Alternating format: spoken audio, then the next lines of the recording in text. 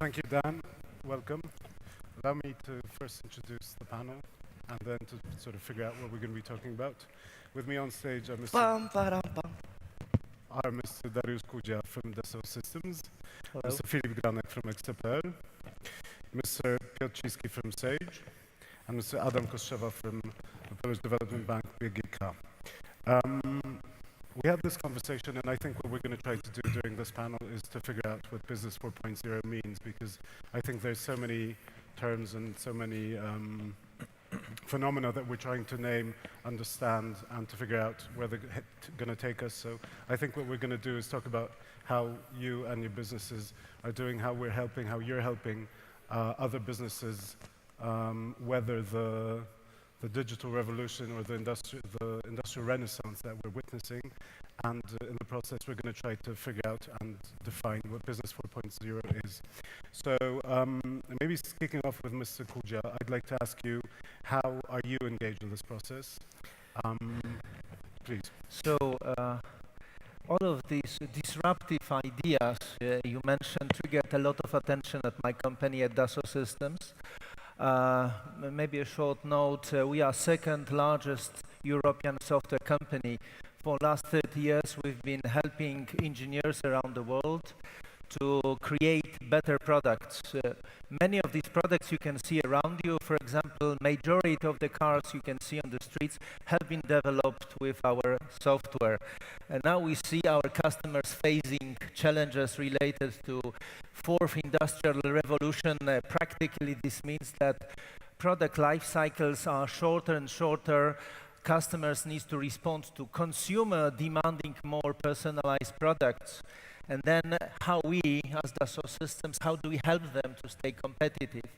So in recent years, we, I would say, transformed our company, also transformed our portfolio. We introduced completely new product lifecycle management platform called 3D Experience.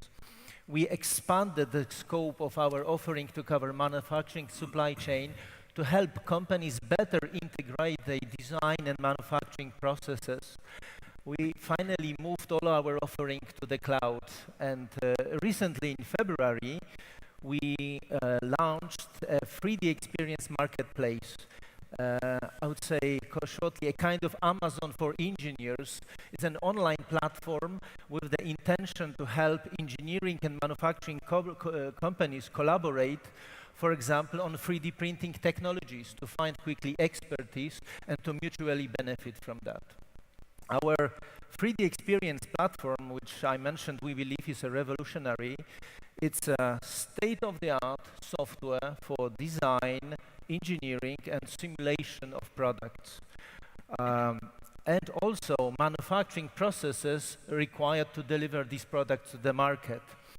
So with this platform, all involved parties, engineers, various experts from various domains can collaborate in real time, but on a single digital model of the product, so that they no longer need to execute physical tests or to create physical prototypes. They can do all of that in a virtual world.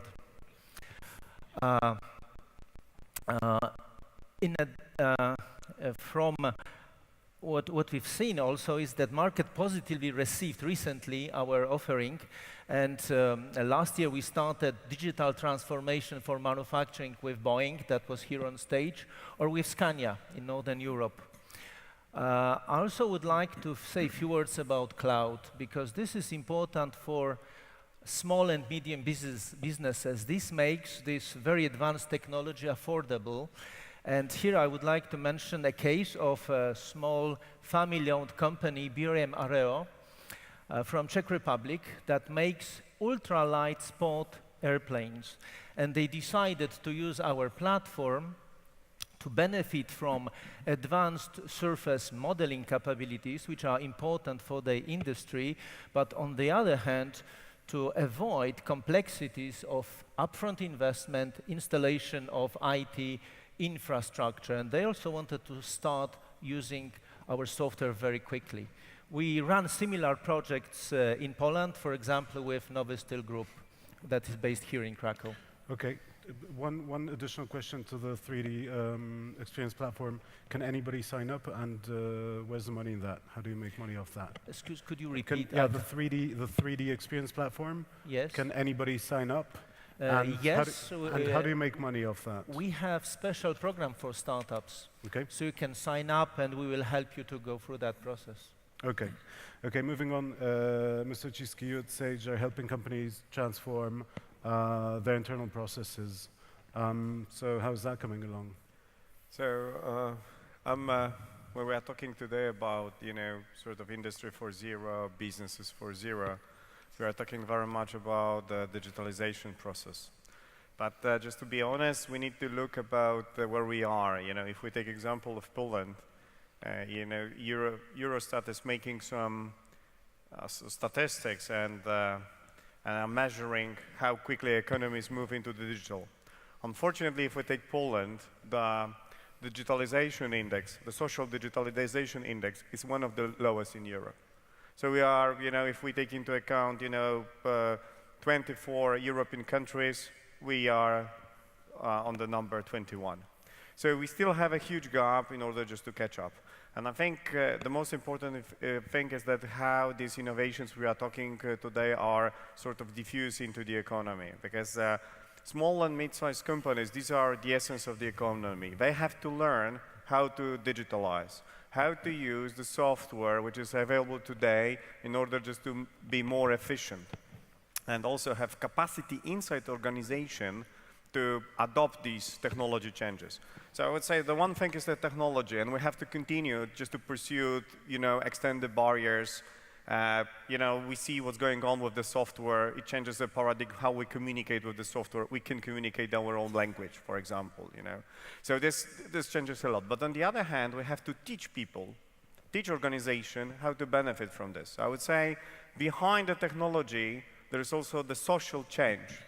And we have to learn how to adopt it, how to catch up with these. That will be, I think, the challenge for the organization, how to rebuild the processes inside the company. Because, certain jobs will disappear.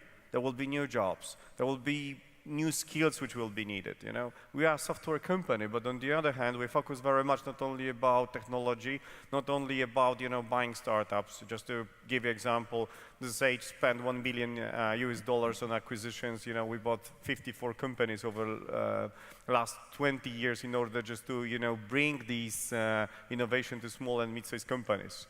But the biggest challenge was how to teach our users to benefit from the software. So, don't get me wrong, I'm very for about discussing, moving the barrier, but we should not forget the psychological thing, how to use technology today. But why do you think that is? Where are these problems coming from? I think this problem is coming from, I would say, two things. The first is that we have still certain generation which is using the software in very traditional way. And if we take, for example, just a cloud solution, people think that cloud solution, very simple, is more dangerous than keeping data on their servers, which is completely wrong, because they don't have capacity just to make this system secure. Putting this into the cloud makes them, first of all, more efficient. They don't have to spend money on on backup. It also much more safer. But the question is, where my data is stored? We go to our clients and ask them, it will be much safer for you just to go to the cloud and say, okay, but if things go wrong, who can I call and where is my data? So this is perception. We have to change the way how we think about the software, how you consume digitalization, because we will learn to buy things. But the next big thing is, how do we consume things? We just rather rent than buy. And I think that that's a big thing, just to change the mentality, not to buy but rent. Okay, last quick question. Who should be at the forefront of this change? Should this be coming from government? Should it be from school, from conferences? That's a very good question. Businesses? I have to tell you, we have to start in schools, that's the first thing, but not at the universities, it's too late. We have to start with, I would say, with the secondary education. So it's in case of Poland, it's Liceum, I guess, right now. And we need to really have a good IT teachers. We have to really learn people how to consume technology. But at this stage, university is too late, At the university, we were thinking, about our career, but how we cooperate. What's quite interesting is that there was one chain in US, Wendy's, which invested into robots just to serve people at the restaurant. It was a huge collapse because people were not prepared just to talk to the robots. That was a psychological problem which was not foreseen in this marvelous business plan. So, we have to also take into account today, not only to produce the software, but look at the psychological side of it. Therefore, I think the IT companies, the software companies needs to evolve and also hire not only engineers, but also people who know how to interact, psychologists. I mean, that will be the change. Okay, Mr. Kostrzewa, you work at a bank, and I understand you're sort of trying to bankroll this digital revolution. Do you agree? Is there a problem? Are you having problems sort of pulling the companies into giving them money to forward their digitization?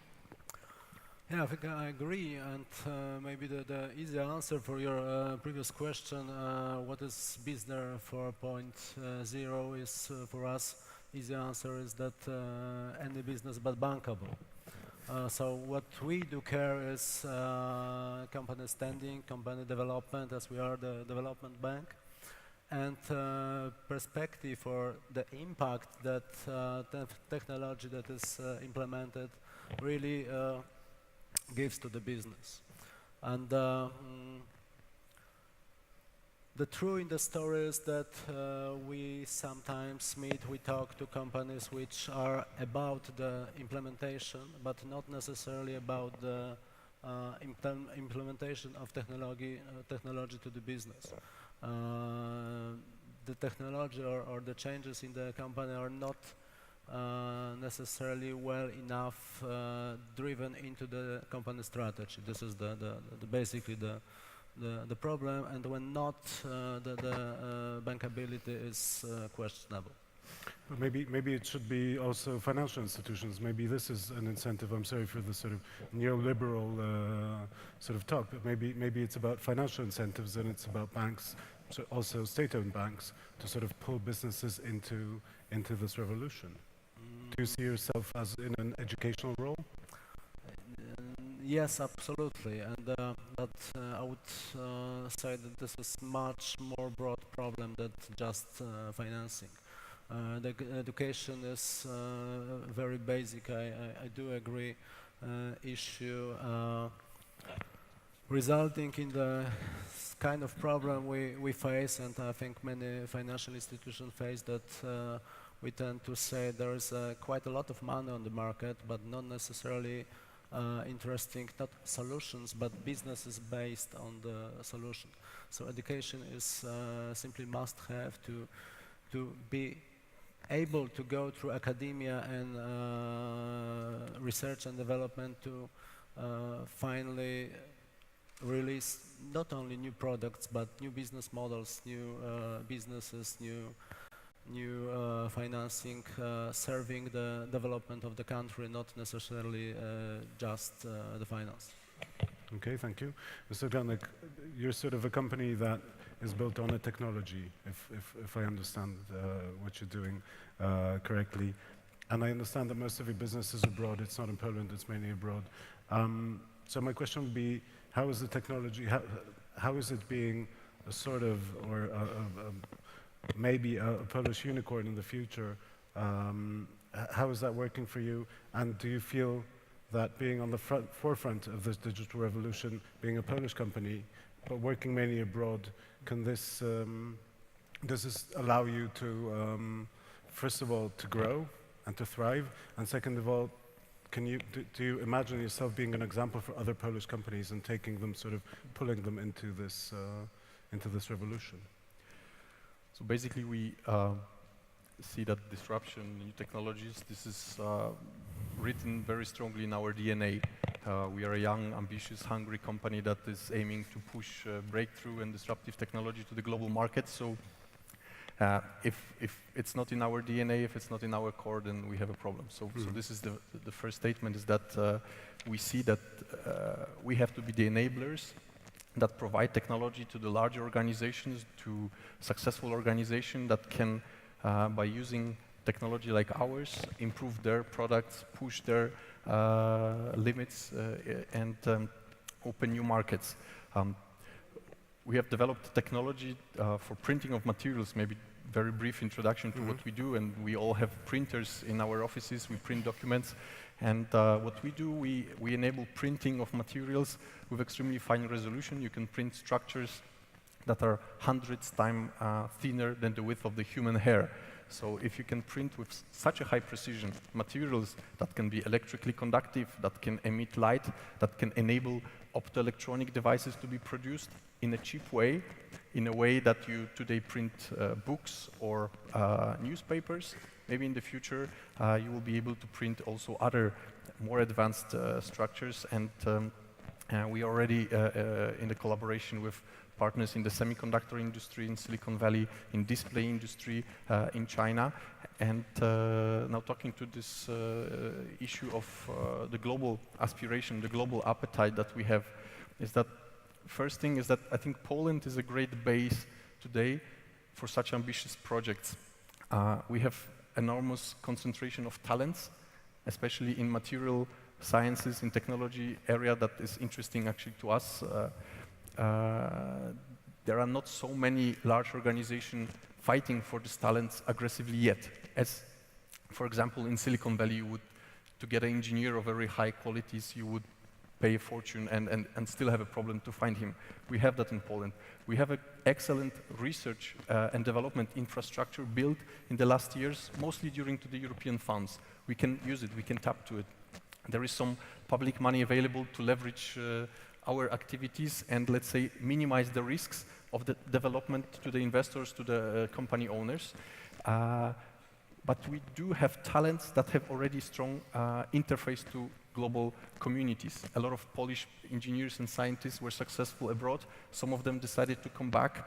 They bring their networks, they bring their talent, they bring their way of looking at the future of technologies. You know, if you take all of these colors and put it as a painting, then I think everything is possible.